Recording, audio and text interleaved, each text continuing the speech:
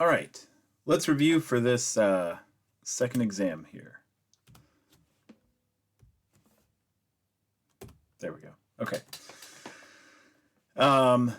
So what are some editing expressions? What would one of those be?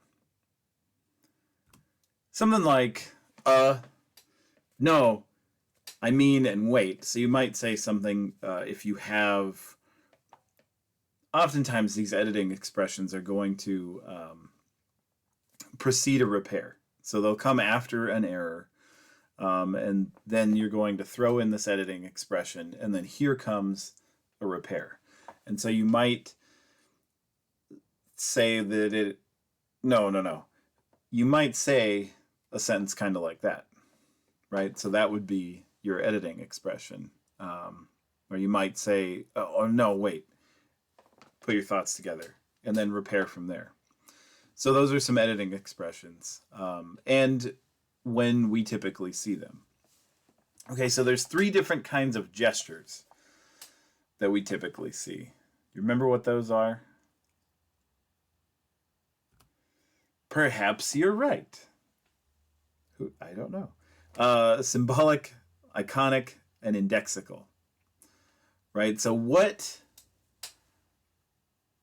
is an example? Think of an example of each of these. Like, what is a symbolic gesture? This is a symbolic gesture. An iconic gesture is going to be one. So, those shouldn't have both come at the same time. Oh, there we go. Okay, so a symbolic gesture, again, like a thumbs up, a wave, like these mean something, right? Like they stand for words. They're symbols used in place of words, essentially. So, means hi, or possibly bye. Means good. Middle finger, another symbolic gesture. An iconic gesture is one that's going to kind of, it moves with the speech. It's there to help the speech along. It's kind of like a visual aid to a story that's being told. So you say like, well, so the plane was landing and then this is when we had like the turbulence came in. So you're motioning that the plane is landing and that there's turbulence. So you've got all this kind of going on. You're representing what's going on with the plane with your hand. And so in this case, it's an icon. It's an iconic gesture of what's actually moving in the story that you're telling, or in whatever language you're using. It might not necessarily be a story, but you're using it to help explain what you're talking about. Or saying like, and we went up this elevator and it just kept going up, to talk about a hotel that you're in that has really ridiculously tall elevator. The other thing about iconic gestures is that these might not just be for the listener, or the conversational partner, I should say, because you're not just listening when you're seeing. They might not just be for the conversational partner. It could also be to help the person who's doing the talking cue themselves for the words that they need. So you'll see this. Sometimes people will like start motioning about something before they can pull words out. So it's like they're trying to help visualize what's going on, and it might be then activating the neural net, or to use the terms that we've been using in class a lot, to change their landscape and try to deepen those attractor wells. So they're like, this is what this thing looks like. This is what they're doing with their hands. And in the head, what's going on is the attractor landscape is then deforming. And so the marble that's going to lead to the word is rolling down into these wells. And it'll help them say, like an orb, this crazy orb that blah, blah, blah. Like, I don't know, they're talking about a dream. It's a weird metaphor that I've decided to use here, but it works. And then indexical gestures, these are boring. These are just like pointing, or I'm not even sure what you necessarily call that kind of gesture. Usually we just say gesturing to, but like, like here's a pen and you can point at the pen, or you can like indicate the pen with your open hand. I don't know. Again, I usually just say like gesturing to, but when we're talking about gestures, definition doesn't really work. But you know what I'm talking about. So you're indicating an object, a place, something like go over there, this thing here, have a seat here, that person. All those are indexical gestures. And then what do we see different across cultures here, though? We do see some differences. Well, namely, the way that we gesture goes along with the language that we tend to use. So if you have a very egocentric language, Spanish, English, these are very egocentric languages, versus an allocentric language, Japanese, some tribal languages on the Yucatan Peninsula, these are allocentric languages. And you'll see that the gestures are different as well. So in case you don't remember, allocentric is going to be directions are given based on the directions, the cardinal directions, northeast, southwest, or landscapes, like towards the mountain, up the mountain, or towards the river, something like that.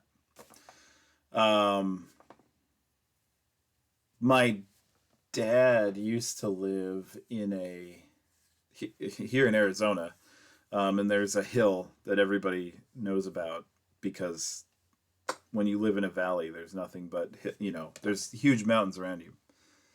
But then there's also a hill, and usually it's just flat desert. And so then I remember him saying like, oh yeah, and then these people lived up the hill. And I'm like, okay, cool. But anyway, I've been there. It's somewhere in Mesa. And yeah, there's a pretty obvious hill. And you could see how that allocentric type of thinking would definitely work. If you lived around that area, you'd know where the hill is, and you'd know up the hill. It's also south, but guess it was easier for them to say up the hill. Anyway, that's allocentric. Egocentric is to the left, behind you, things like that. So it's in relation to you or the person that you're talking to or something like that. Okay, so gestures go along with that, and the way that we know this are some really interesting experiments, which were done in Mexico with native speakers of native languages, which is why I'm talking about those native languages of the Yucatan, and then also Spanish, which is the typical language spoken by most people in Mexico. And looking at something that had fallen, so you have think about a Jenga tower. And this Jenga tower falls to the left. It goes like that. Okay, so the people that speak Spanish are going to explain to other people this game that they're playing. They look at how they gesture when they talk about the tower falling. Every time they talk about the tower falling, if they make a gesture to it, it's to their left. The tower falls. Doesn't matter what direction they're standing or the direction of the people near them.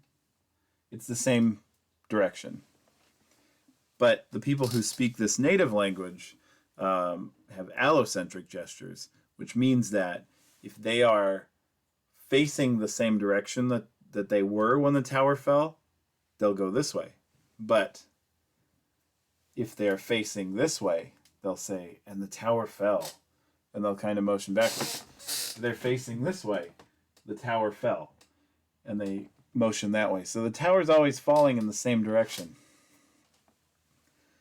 that it actually fell for someone who's using an allocentric language. So their gestures are also allocentric.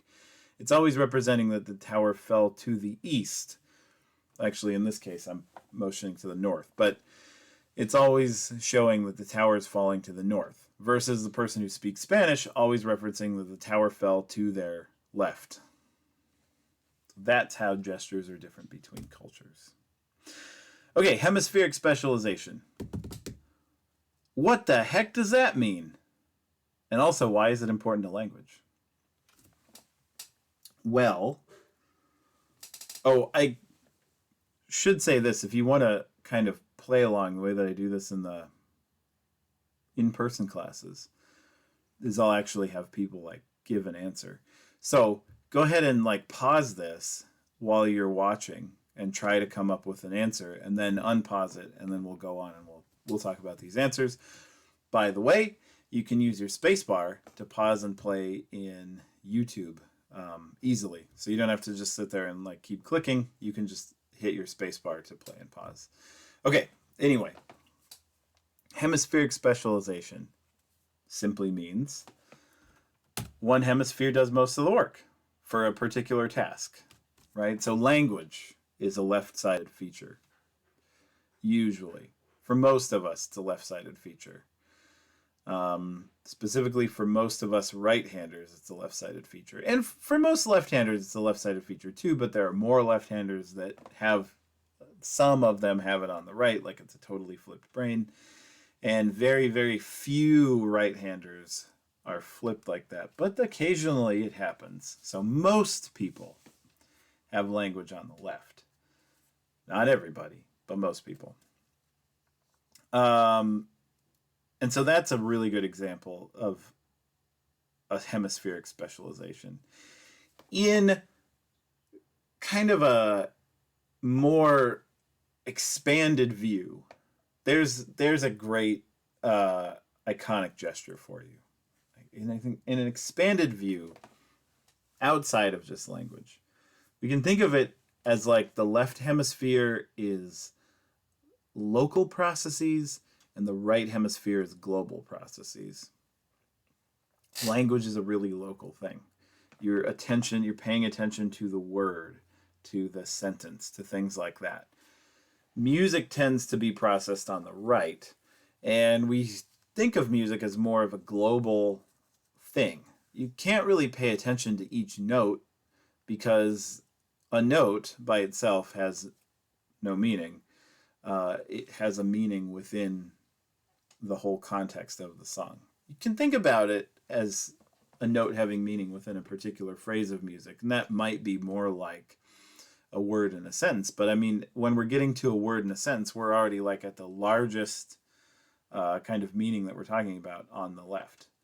On the right, this is just a phrase of music. We can think about the whole song unfolding over time. So the right is a little bit more global in nature. All right. I was going to tell you a little bit more about that, but I think we talked about that in the lecture about hemispheric neglect. Okay, so a spectrogram. This one's kind of out of order for the rest of these things. But what is a spectrogram? A spectrogram is what we get when we measure sound by the energy that's present for each frequency. So what we do is we'll measure how much energy is at, like, let's say 100 hertz, and then 200 hertz, 300 hertz, 400 hertz, 500 hertz, and so on. And when there's a lot of energy there, we see that there's a lot of energy there. And when we're representing it on a computer, it's usually like a dark band or a light band, depending on the way that your program is set up. Things like Wavesurfer do a dark band. Things like Audacity that I usually use do a light band. So it's just a band that denotes more energy at a certain place. But why this is important is we can actually see formats of speech using spectrograms. And that's kind of how we see changes in between speech sounds as well. So when the formats move from something like this, something like this to something like this, that's a very different sound. And they can swoop, and then this is how we see that there's like let's say a W coming in. So we can look at how something goes we, because it'll move with that W in there. If you've had 375 with me or Dr. Deliri, you'll definitely remember this. If you haven't had it yet, it's coming up. So if you're interested in that, you're gonna like that class. Categorical perception. This is a really important thing. I mean, everything that we're talking about in this review is really important, but it's important, for this class, for this exam. Categorical perception is something that's important just in general. I mean, this is like how we learn categorical perception. There's some things that aren't categorical, but it's interesting to see what those are. Anyway, categorical perception. So that's when you have a stimuli. In this case, we're going to talk about speech sounds, but it doesn't have to be. It can be any stimulus. They differ slightly. Like every time we say a letter, carrot, carrot, carrot, carrot, carrot, carrot. It's a little different every time. Every K sound in carrot. A little bit different. Every sound in carrot is a little bit different every time I say it, but it's focusing just specifically on the K. A little bit different every time. So these things are going to differ a little bit. They're going to differ slightly, but they're perceived as exactly the same. Every K that I said, k, k, k, k, k, there's a difference there, but you still perceive it as a k. When we reach a distant boundary, so there's wide boundaries around these things, little changes, little slight changes in pitch that I'm using, in the amount of aspiration that I'm using, in the length of the phoneme, because eventually a k becomes a ch, and that's a different sound. But there's a large boundary for how long a k can be. I think I need to take a drink of water. There's not a whole lot of... Well, anyway, I'll do that after this. So there's a large boundary. When you reach the distant boundary, though, this distant boundary around this area, when you reach that, then it's going to change greatly. It's just going to like, boom, flop over into a totally different sound. So there's going to be a place, if we did this, if we incrementally, millisecond by millisecond, listen to k, k,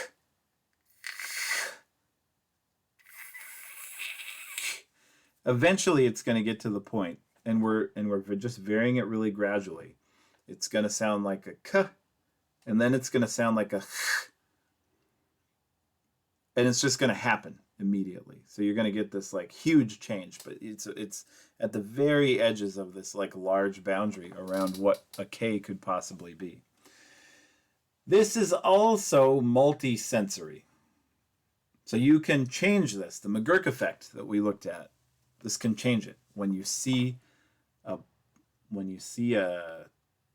ta and you hear a ba, it's going to change what's going on. When you feel a puff of air with a ba, you might think it's a pa because there should be a puff of air. So all these things can change that categorical perception because they're pushing it out of the bounds of where it should be. So it's not just one thing. It's not just the sound. And I mean, even within the sound, there's all sorts of different elements of sound that can be changing around this particular sound, a K or a ba or a m, any of this. There's all these different types of, like, what is the sound doing? What different, dimension of sound can we talk about? But then you've also got things like tactile perception in there that can change it too. Visual accompaniment that can change it. So there's all these different elements that go along with it. And there's a range of all these different elements, and it's still going to be the same sound within this boundary. And that's categorical perception. There's a category of things that are a k. Why is that important to speech? That is important to speech because of co-articulation. Because of what I was saying before. Not every sound is the same every time. In fact, that shouldn't say it like that. I shouldn't have written it like that. It should be every sound is not the same every time. This is that Bernstein's motor control thing that we talked about in class 2, right? So like every motion that you make, this is the dude with the hammer. Every motion that you make is a different motion, but you can end in the same place. And so this is kind of the same with speech. The way that we're getting there, the visual look of it, the actual sound that's coming through is close, but it's not quite there. There's different ways to get to the same place. But you're still mostly in the same place, so it's going to be perceived the same. It would be impossible for us to hit exactly the same place with a T every time. T, t, t, t, t, t. You can't hit it in the same place in your mouth every time. It's going to be slightly different. The tip of your tongue might be on just slightly to the right than the next time. And if we didn't have categorical perception, then you would have to take really good care to go today so that you could pronounce it exactly the same every time. Otherwise, no one would know what you're saying.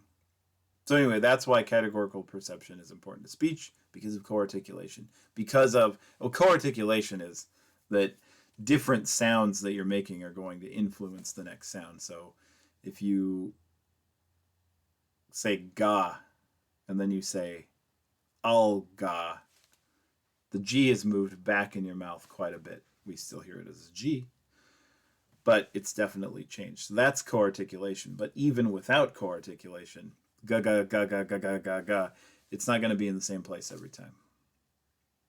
Okay. How is top-down processing different than bottom-up? Well, top-down is where you have prior knowledge. Sine wave speech, when we know what the message is going to be, it's top-down and it's easy to figure out what it is. Bottom-up is when we don't have any knowledge. And that's when we listen to sine wave speech with no prior knowledge. And it just sounds like woo, woo, woo, woo, woo. And you're just stuck in this bottom-up area where you're like, I don't know, it sounds like a bird on acid or something. And then when you know that it's saying like, this plate was too hot, then you can top down it and you'll understand it saying the plate is too hot. Same stimulus, different prior knowledge. Top down is when you have prior knowledge, bottom up is when you do not. You're just trying to pull all of your information out of the stimulus. So it's coming from the bottom up into the head. Auditory streaming is when we break the auditory information into different sources.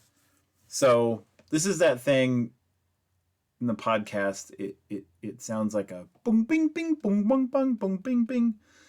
You can do it with anything. It works really well with that. When you hear something that sounds very much like that, so we can have two of those instruments playing the same thing. We overlay them together. It'll sound like one instrument playing extraordinarily fast. But if they're different in some way, pitch is the most obvious way that they can be different. You can have two instruments, but they're playing in different pitches. That sounds like two instruments. And then you have boom, bing, bing, bong, bunk, and bing, bing, bing, bong, bunk. And they don't meld together. You hear them as two distinct things. They can be different in timbre. They can be different in, pretty much pitch and timbre. And you'll break them apart into two different things. So this can happen with speakers as well. If you have two speakers that sound very much alike, it'll be really difficult to split apart what they're saying. If you have two speakers that sound very different, so let's say I have a moderately deep voice and you have a woman who has a higher voice, then we've got like a great difference in frequency. If we're both talking at the same time, you can listen to one, you can listen to the other. You've got this auditory streaming effect, so you can switch back and forth to either one easily. But if it's me and then I've got another recording that I've made and I play both of them at you, it's going to be really difficult for you to figure out which is the one that you should be listening to. So if I play, let's say, the podcast right now while I'm talking to you on this video and you're trying to figure out what's the audio that goes with the video, very difficult. So that is auditory streaming. It just breaks auditory information into different sources. We kind of sort our auditory world. Okay, let's talk about priming. Pre-lexical units, this is like things that we have before we get to the word level. Things that can help us break down and recognize speech. Well, it doesn't break it down. It's already broken down. Things that can help us recognize speech, what we start recognizing in speech before the level of the word. Well, this is just phonemes and syllables. Now, some people think that syllables are the one that's like where perception actually operates is the syllable level. Handlebar then would be handle bar. Yeah, handle. It's weird that that's a syllable. Anyway, handlebar. And then if you go to phonemes, then of course you've got h, n, d, o, b, right? And so some researchers think that those occur too fast and have not a whole lot of meaning. We're not segmenting anything at the phoneme level. It happens at the syllable level. However, there is some really good recent evidence that we actually are doing things at the phoneme level. In fact, the cohort model that we're going to talk about in a bit is all based on the phoneme level. So anyway, these are just units of distinguishable perceptual things pre-word. Once you get to the word, I mean, then once you get to handlebar, you move into a different process. The pre-lexical units are helping you get to that stage of we've got the lexicon, we've got the lexical unit here, this lexical stimulus. And so then we're going to move it up because there's a meaning that can be associated with this. Okay, so stress between nouns and verbs. Think about a word that can be both a noun and a verb, and the stress pattern associated with it. Nouns are going to have it in the front, and verbs are going to use it in the back, in the second syllable. So we're just going to talk about a two-syllable word here of record versus record. So like, let's say you're keeping a log of something and somebody will say like, can you keep a record of all of the boxes that they're bringing in? And you're like, yes, boss, right away. And then you write down all the boxes that somebody's bringing. It's a record. Versus, what is that person doing? Oh, he's recording all the boxes that you're bringing in.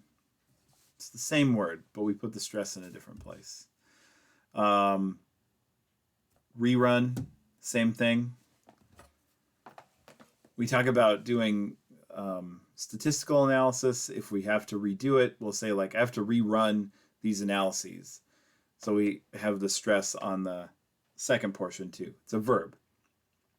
When you're watching TV, well, pre-streaming, when you're watching TV, and it would be an episode that you've already seen, you're like, damn it, it's just a rerun. And so then it's on the first syllable. So a noun, first syllable, verb, stress is on the second syllable. I wish I could have come up with a example that didn't use re. Oh well. I still can't think of one.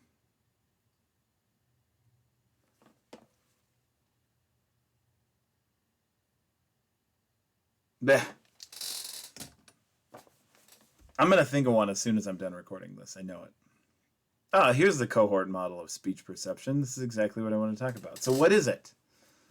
Think about it. What is the cohort model? Well, it's a group of ever-decreasing words that are going to be primed as the speech sounds of a word unfold. So let's say and recognition is going to happen when no other competitors like exist, right? So let's say here comes a word. What could it be? What do you think the word is going to be? Well, there's a lot of possibilities, right? You've got sauce. You've got Steve. You've got spore,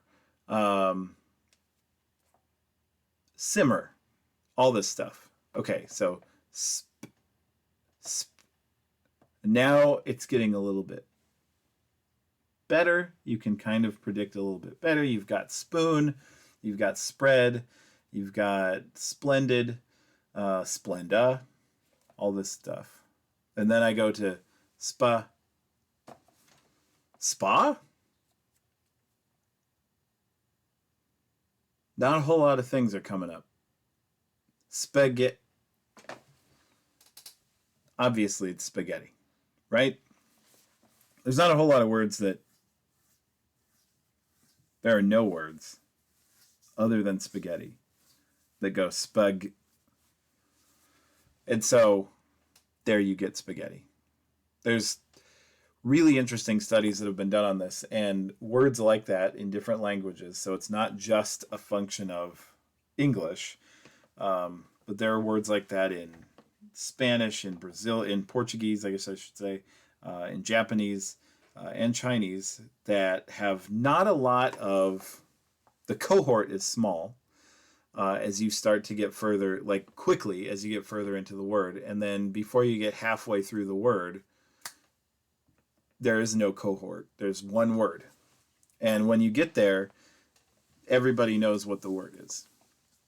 So what they do is they just play a snippet, and then they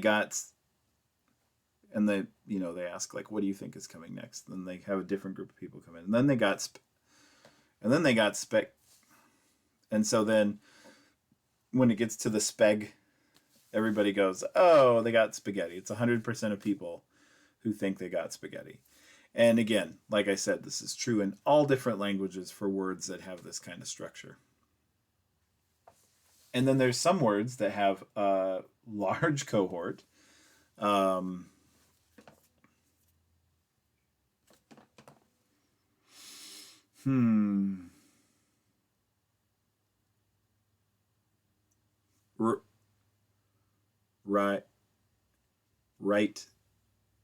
Writer. There's a whole bunch of things until you get to writer. And even then, there could be some other things. I mean, we're not sure if we're talking about writer, giddy up, writer truck, all this stuff. There's a whole bunch of different, the name of a person, first name, writer. So we've still got a cohort even at the level of this word. With other syntactic clues, you would figure it out. But that's the cohort model of speech perception. Okay, so now we're going to move to reading. What are the actual neurons, the visual neurons, what are they picking up on? Very simple lines at different orientations. Straight up, like this, angled, curved, things like that. And then what they do is they come together to form complex shapes, a corner, an edge, a circle, this kind of stuff. And from there we end up with, letters or pictures or any image, essentially. But what the first level visual neurons are actually picking up on are just really simple, very simple features. Speaking of features, how is this like the distinctive features hypothesis? Do you remember that? Well, the distinctive features hypothesis is a Chomsky thing, and this is actually one of the things that I really enjoy that Chomsky did. Even though it doesn't work anymore, but it's good thinking. So the distinctive features hypothesis, these are elements of a speech sound that could either be present or absent, zeros and ones, binary, on or off, and you'd arrive at a particular sound. So a B, it would be voiced, check. It would be labial, check, etc. Other things. like the position of the tongue, the configuration of the pharynx. There's all these different things that you can check off. And if you check all these off, then you end up with a B.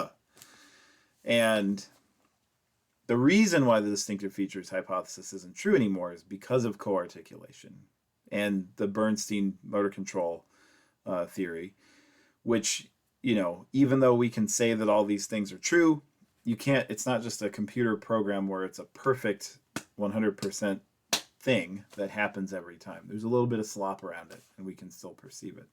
But it is mostly true, and this is how we started coming up with speech recognition algorithms and speech perception algorithms.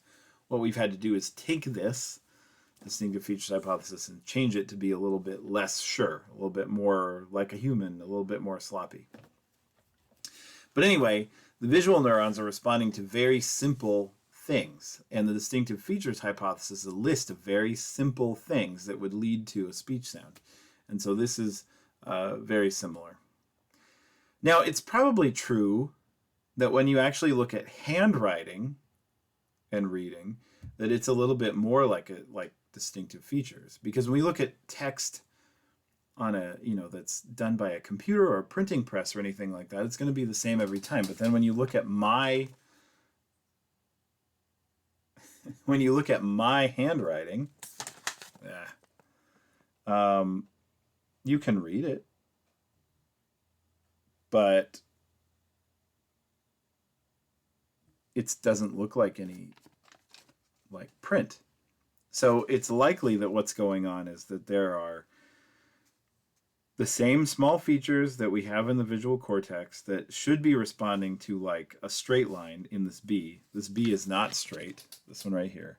It's not straight up and down. There's a little bit of a curve to it. There shouldn't be. These two F's look different than one another, but yet we can perceive them both as F's. So anyway, it's probably a lot more like actual speech when we get to handwriting. But handwriting hasn't been investigated nearly as much as printed words, which is interesting because that to me is like doing speech perception studies with only a robot saying the word every time. It's going to say it the same thing, same way every time. Anyway, what happened with Riggs's contact study? Remember that one? Put contacts on the eye. There were lines, either really small lines or really large lines on the contacts. What happened? People died. No, I'm kidding. Both of the small and large lines eventually disappeared. And when I say eventually, it did not really take all that long. They disappeared from vision. The reason is because if something is static on the eye, then when you move, when you do these little involuntary eye movements, which are called saccades, they'll go away. Your brain will just forget about it. It thinks it's like an error on the lens or on the retina or something like that. We have a blind spot in our retina, and we don't see it because it moves with our eyes. We just cover it up. The brain covers it up because there's no reason to focus on all these imperfections in the vision. What we want to see is what's out there. And so that's what happened with Riggs's contact study. That showed the importance of saccades. These saccades are little twitches, and we see them all the time. We saccade all the time when we're looking at something, but especially when we're reading. When we're reading, the saccades are going to be mostly in the direction of the unread words, like where we're going. So if we are in the United States or English-speaking countries or other countries that read left to right, then what we see is that saccades are more often to the right. And that's true so if you're reading Arabic, which goes right to left, then you'll see that more saccades are to the left. So what you're kind of doing is you're starting to prime yourself, or these saccades are priming the reader, the saccades are priming you of the words that are coming up. You're getting ready to see what is coming your way. It helps you make sense, syntactic sense of what's unfolding as you're reading it. So you get these ideas of the words that are coming up, and it helps solidify what the words are that you're actually reading at the current moment. They also help keep letters from disappearing while you're actually reading, which is helpful. Um, okay, so what are some things that can impact our word recognition? Like, how can I put this without just giving away the answer? Um, what are qualities of words that will help us recognize them more quickly? I guess I should say. Well, what the hell? Oh man, that was embarrassing. That was supposed to just that was supposed to just appear. Ugh. Hello 90s. Okay, well the frequency effect is one. More typical words. When I say typical, I mean that words that you see more often. They don't have to be typical looking. They can be just something that shows up very often. We have a lot of French derived words in the English language, but we don't have a lot of specifically French words in the English language. And so, poisson is one. So it means fish in French. And there's no real reason to use it in English. I mean, it might show up at like a fancy restaurant or something. Somebody's like, poisson, blah, blah. But it's not something that we'd use unless you happen to be a statistician. And so if you're reading, if you're just skimming through stuff and somebody sees this word who's not a statistician, presumably a lot of you guys are not. So if you're reading through this, you're skimming through something, you see it, and you're going to think, poison? Did I see poison? Because it looks a lot like that. It's got one extra S. Or you might not, you're like, what the hell did I just read? And you have to go through it and read it a little bit more carefully because it doesn't show up often for you. However, if you're a statistician, a Poisson distribution is a certain type of distribution. It shows up like a statistical distribution, the shape of how counts of items come up. And so it's a little bit more frequent for us. We would tend to recognize this much more frequently because it's something that we see more often. So there's words that we all see very often. The one that we didn't count when we did the T's. So that's going to show up quite often. Like we read it really well because it's just so overlearned. And then there's also some specialized things, like depending on what you do in your life or what you read, certain words are going to be processed really quickly for you. If you read a lot of science fiction, then there's like, crazy words that are like some Gransbond warrior or something like that, which most people wouldn't be able to recognize quickly. But if you've been reading like a 17-book series that has these things in it, you're going to recognize it pretty quickly. And then also the regularity effect, which is that words that are spelled more regularly are going to be recognized much more often. So it doesn't have to be something that shows up with any frequency, but if it looks normal, then it'll be something that you are more quick to recognize. So like, let's say like skullduggery is a word that does not show up very often, but it is, you wouldn't really mispronounce it. It's pronounced just like it looks. It's definitely just like a straight on English word. It follows all the rules that we've looked at. What's another one?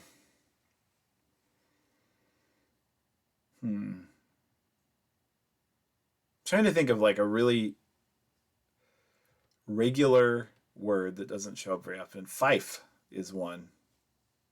F-I-F-E. Like, how often do you read that?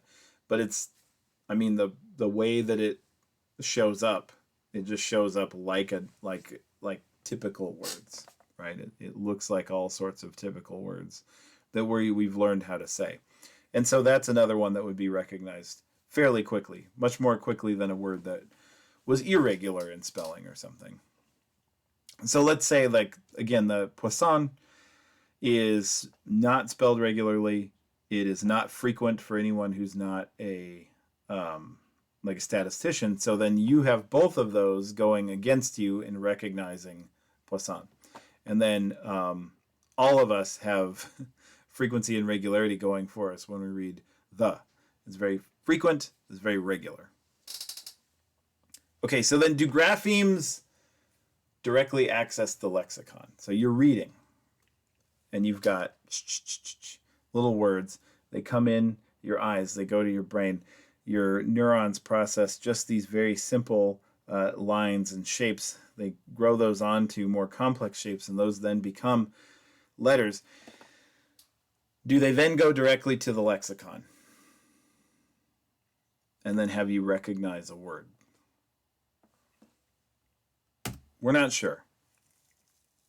It could happen that way. But it also could be that it first is converted to phonemes. First it's converted to speech in some way. It's also possible that both of these processes run in parallel. It could be that there's a direct access to the lexicon from graphemes, and we can go from graphemes to phonemes, and then either one of those is going to try to get to recognizing the word. Whichever one gets there first wins.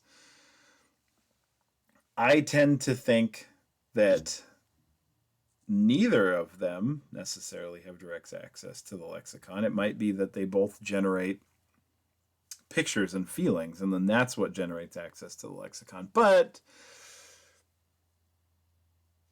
that would be a study to test. So again, we're not sure. There are models and researchers who believe that graphemes do have direct access to the lexicon. There are models and researchers who, and when I say models in this context, it does sound like I'm talking about people who wear clothes for a job. But obviously I'm not. I don't mean that. But there are models and scientists who think that you have to go through the phonemic processing first. Graphemes to phonemes, and then to the lexicon. More likely, it's probably a parallel process. Everything's connected, and whatever is going to get to the lexicon first and most accurately is probably the one. But again, we're not 100% sure. Okay, garden path sentences. Actually, the maxims are on the next slide, so this title should just say garden path sentences. What is a garden path sentence? You have to know this for sure, though, right? A garden path sentence, it leads you somewhere else because maybe the structure or the word tense or something about it is a little bit unusual. Things like prosody and punctuation and using articles like that can help disambiguate these, but they are garden path sentences without those. The horse ran past the barn, fell. The horse that was ran past the barn, fell. Oh, the horse raced past the barn, fell. Ha ha ha. Sorry. The horse raced past the barn, fell. The horse that was raced past the barn, fell. Adding that. The horse raced past the barn, fell. We're adding prosody. Some of these require punctuation. Here's one that would require some punctuation. Oh, well, I guess let's talk about late closure first. What is late closure? Late closure is when new information is attached to the clause that's just been read or heard, experienced, whatever. So here's an example. While I was eating, a sandwich slammed against my window. So late closure is going to say that what's happening is you see while I was eating a sandwich. Well, no, I'm sorry. While I was eating. Boop. This is like a clause that you have right here. While I was eating. And you've got new information, a sandwich. And then late closure says, well, we attach that to sandwich. Or to eating. We attach sandwich to eating. What was the eating? Slammed against my window. What? And this is where it becomes a garden path sentence. This should have punctuation after eating. While I was eating, a sandwich slammed against my window. If you had the punctuation and the prosody with that, then it wouldn't be nearly as ambiguous. But still, late closure is exactly what's happening there. While I was eating, is the clause that we're in. A sandwich clicks on, that makes sense, slammed against my window, what? And then we have a ambiguous sentence. Again, that should have a comma in it. Minimal attachment. What the heck is minimal attachment theory? It's a little bit antithetical to late closure. But it's going to use the fewest syntactic nodes. Remember syntactic nodes? So what minimal attachment is going to want to do, we've got two sentences here. The spy saw the cop with the binoculars, and the spy saw the cop with the binoculars. Cool. So notice that one of these is less long than the other. Number 2 on the right is a lot shorter in terms of like length of like pulling it down, which means that it's a little bit less complex in terms of the syntax. On the right, what's going on is the spy saw a cop. The cop had binoculars.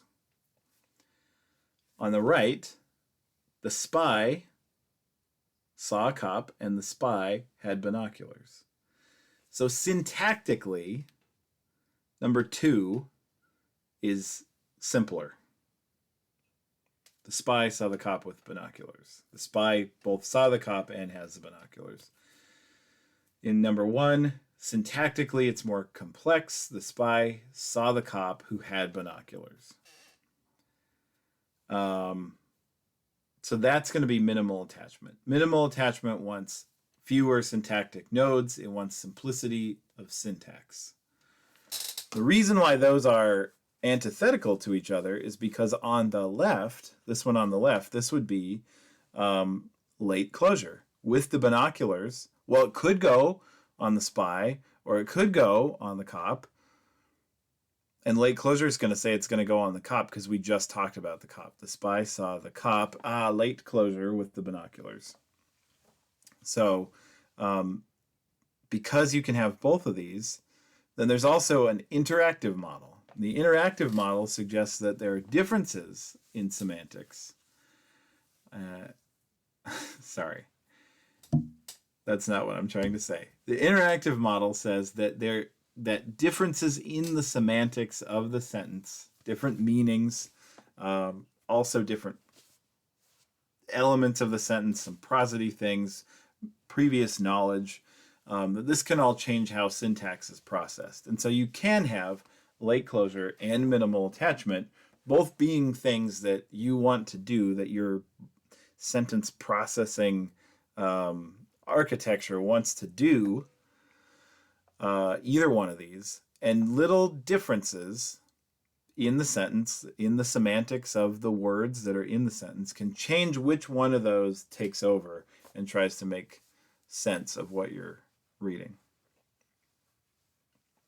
While I was eating my sandwich, that seems to be pretty regular, so maybe that's going to be a late closure one. The spy saw, the spy is seeing, so maybe we're going to kind of leave something open for like the spy doing something. It seems like the spy is the one that's kind of doing the action here. And so maybe that those semantics, the difference in what we're actually talking about as this is processed, changes what you want to do with the information. Moves it from something that's more of late closure to more of something that's minimal attachment. That's the interactive model. Okay, Grice's maxims. What is the cooperative principle? The cooperative principle just means that both parties are trying to truthfully exchange information. Like we're working towards a common goal here of like moving information forwards. And then we've got some maxims. We've got the maxim of quantity, which I also call informativeness.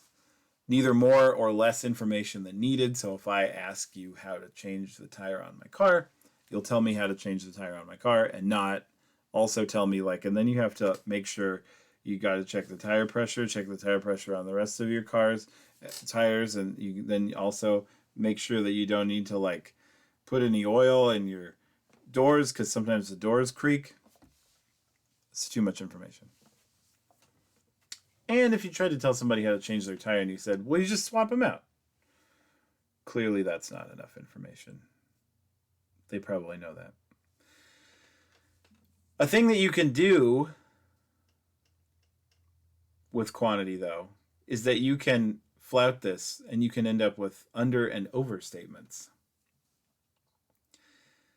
I should point out, though, that you can flout the maxims as long as the cooperative principle is intact. If the cooperative principle isn't intact, it's a lie. But if the cooperative principle is intact, you can flout the maxims for like conversational effect. Quality, what you're saying is true. Or truthfulness is the other way that I talk about this one, the maxim of truthfulness or quality. So you can flout this for sarcasm. You know, like, oh, well done. Clearly, the person did not do something well. But you're saying well done to convey that you're an asshole, I guess is what you're conveying.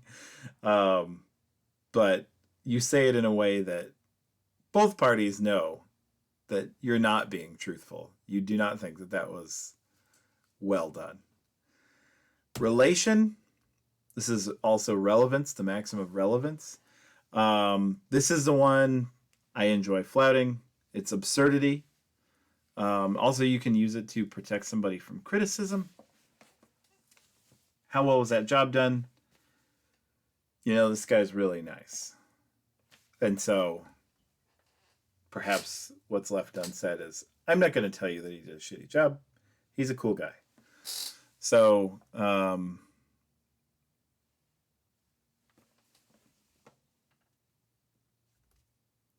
an Office episode where that's pretty relevant to that. Anyway,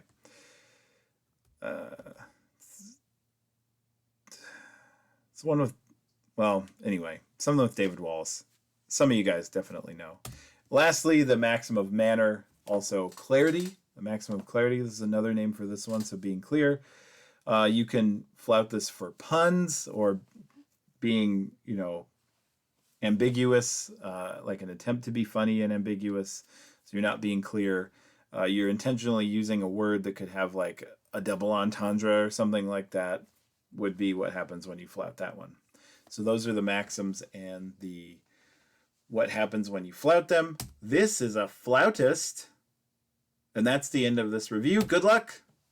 And I'll see you for the last third of the class. And 2 more exams after that. Okay. Good luck.